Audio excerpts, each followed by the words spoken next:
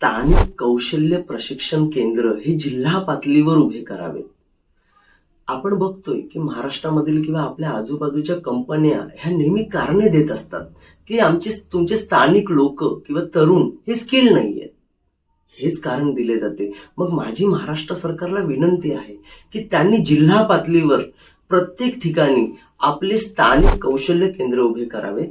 त्या केंद्रामध्ये जे प्रशिक्षण आहे ते स्थानिक कंपन्यांची माणसं येऊन देतील आणि ती माणसं आपल्या कंपनीच्या उत्पादनांच्या बाबतीत प्रशिक्षण त्याच केंद्रामध्ये प्रोव्हाइड करतील, जेणेकरून आपला स्थानिक तरुण हा त्या ठिकाणी प्रशिक्षण घेऊन आणखी चांगल्या प्रकारे त्याच्यामध्ये स्किल कसा तयार करता येईल हे बघेल. आणि त्यानंतर कंपन्यांनी त्यांच्या प्रशिक्षणावर भर दिल्यानंतर त्यांना प्रमाणपत्र इश्यू करतील कंपन्या, आणि त्याचमध्ये प्रमाणपत्र दिल्यानंतर त्यांचा जो कोर्स आहे तो कम्प्लीट झाल्यानंतर, प्रशिक्षण पूर्ण झाल्यानंतर त्यांना त्याच कॅम्पसमध्ये त्याच कंपनीमध्ये रोजगार उपलब्ध होईल. आणि हे रोजगार देणे त्या कंपनीला देखील बंधनकारक करावे. म्हणजे काय होईल की स्थानिकांना मुबलक प्रमाणात नोकऱ्या उपलब्ध होतील.